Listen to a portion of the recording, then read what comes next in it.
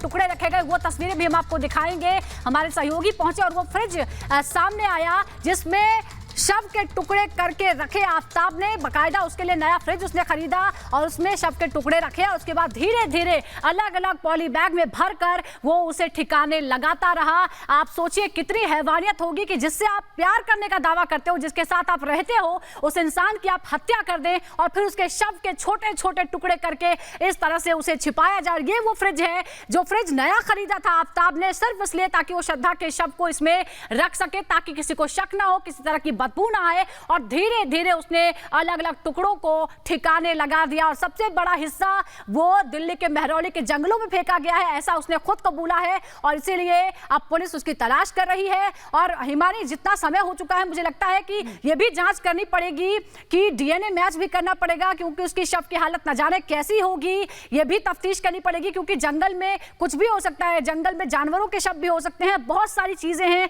इसमें। अभी तकनीकी रूप से इस मर्डर को साबित करने में बहुत सारा समय लगने वाला है।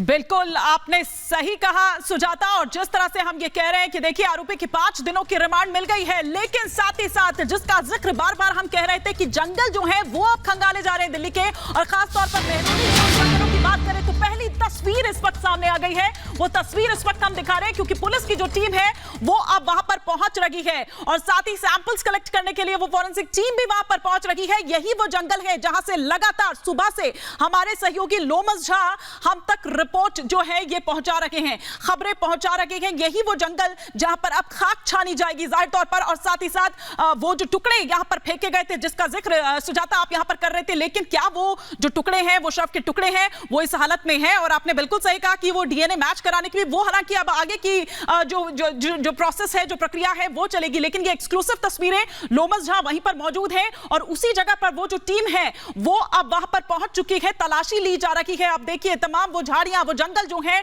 वो अब खंगाले जा रहे हैं। बिल्कुल एक्सक्लूसिव तस्वीर हम आपको दिखा रहे हैं। ये देखिए हमारे सहयोगी इस जंगल में पहुंचे हैं जहां पर, और हमारे सहयोगी लोमस इस वक्त घटना स्थल पर ही मौजूद है, यानी महरौली के उन जंगलों में। लोमस, क्या चल रहा है इस वक्त जंगलों में? क्या इस बात की संभावना है कि आफ्ताब को जंगलों में ले जाया जाएगा, उससे निशानदेही करवाई जाएगी? बिल्कुल सुजाता, मैं आपको बता दूं कि जिस तरीके से आफ्ताब की 5 दिनों की रिमांड ली गई है, इससे साफ हो जाता है कि पुलिस की टीम और एफएसएल की टीम आफ्ताब को इन्हीं जंगलों में लेके पहुंचेगी और यहां पर ला करके ये उससे जानने की कोशिश करेगी कि आफ्ताब ने रात के अंधेरे पे किस तरीके से अपनी प्रेमिका का शव टुकड़ों में कहां फेंका था। आपको मैं दिखाना चाहूंगा, ये वही जंगल है जहां पर आफ्ताब रात के अंधेरे में आता है और उसके बाद इन जंगलों में अपनी प्रेमिका श्रद्धा के शव को ठिकाने लगाता है। क्रमबद्ध तरीके से 35 से ज्यादा टुकड़े उसके द्वारा किए जाते हैं।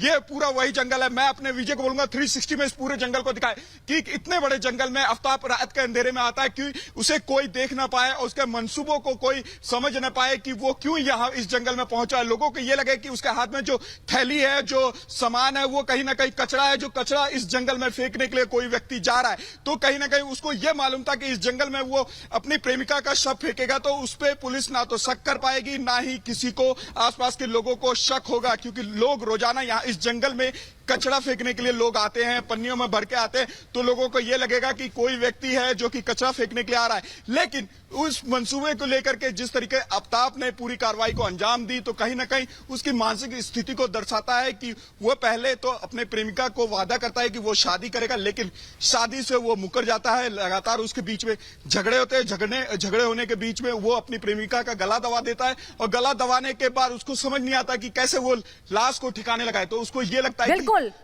बिल्कुल लोमस, तो कैसे आखिरकार मुंबई से ये कहानी शुरू होती है और मुंबई की लड़की का दिल्ली में मर्डर हो जाता है। मोहब्बत से मर्डर तक की ये पूरी कहानी सिलसिलेवार ढंग से हम आपको बताते हैं। दरअसल कॉल सेंटर में दोनों काम करते थे, श्रद्धा और आफ्ताब, वहीं पर उन दोनों की दोस्ती हुई थी। दोस्ती आगे बढ़ी, परिवार ने विरोध किया, श्रद्धा आफ्ताब ने मुंबई छोड़ दिया और वो आकर दिल्ली में रहने लगे। कुछ महीने वो दिल्ली में ही रहे।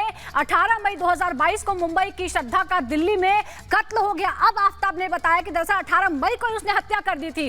35 टुकड़े किए आरोपी ने, बाकायदा आरी से छोटे छोटे टुकड़े किए श्रद्धा के, और उसके बाद एक फ्रिज में उसको रखा। 18 दिनों तक उसे उस फ्रिज में रखा और फिर धीरे धीरे शव के टुकड़ों को अलग अलग इलाकों में फेंक दिया, ठिकाने लगा दिया। 8 नवंबर को घर की तरफ से, परिवार वालों की तरफ से FIR दर्ज कराई गई। उसके बाद पुलिस ने मामले की जांच शुरू की। पहले मुंबई पुलिस ने 14 नवंबर यानी आज मर्डर मिस्ट्री का खुलासा हो गया है। मुंबई में पहले केस दर्ज हुआ, मुंबई पुलिस ने संपर्क किया दिल्ली पुलिस के साथ, और उसके बाद आफताब गिरफ्तार होता है। उसके बाद वो खुलासा करता है कि उसने 18 मई को ही हत्या कर दी थी। इस बीच एक और बड़ी खबर हिमा ने आपको बताएंगी। बिल्कुल सुजाता, तो लगातार हम ये खबर दिखा रहे हैं, उससे जुड़ी जो तमाम कड़ियां हैं अब वो एक एक कर सामने आ रही है। किस तरह से 8 नवंबर को परिवार ने दरअसल इसी महीने FIR दर्ज कराई थी। मेहरौली थाने में ये FIR दर्ज करवाई गई थी क्योंकि दरअसल श्रद्धा की ही एक दोस्त, जिसने शक जब उसको हुआ, क्योंकि सोशल मीडिया पर, फेसबुक पर किसी तरह का कोई जो पोस्ट है वो श्रद्धा के द्वारा काफी दिनों से नहीं किया गया, तो उसने इस बात की शिकायत उसके घर वालों को दी, उसके परिजनों को दी, यानी कि श्रद्धा के पिता को कहा कि वो बहुत दिनों से श्रद्धा के टच में नहीं है, श्रद्धा से बात नहीं हो पा रही है, कुछ तो गड़बड़ है। और श्रद्धा के जो परिवार है वो पहले ही इस बात से नाखुश था, क्योंकि वो नहीं चाहते थे कि श्रद्धा और आफताब का जो रिश्ता है वो आगे बढ़े। और यही कारण है कि श्रद्धा और आफताब जो है वो मुंबई से शिफ्ट हुए थे दिल्ली, यहां मेहरौली वाया हिमाचल होते हुए, जिस तरह से हमारे सहयोगी लोमस भी हमें इस बाबत जानकारी दे रहे थे। और उसके बाद हमने ये देखा कि किस तरह से वो कृत्य जो है, वो हत्याकांड जो है, वो ब्रूटल मर्डर जो है वो दरअसल सामने आता है। हमारे तमाम सहयोगी इस वक्त हमारे साथ बने हुए हैं, उन जंगलों की भी खाक अब छानी जा रही है, और साथ ही साथ हमारे साथ विवेक भी बने हुए हैं। विवेक, आपने थोड़ी देर पहले ADCP अंकित चौहान से बात की थी, जिन्होंने बताया कि किस तरह से, पहले तो ये समझना चाहेंगे कि मुंबई पुलिस जब यहां पर आई क्या बात हुई, क्या कुछ कहा गया?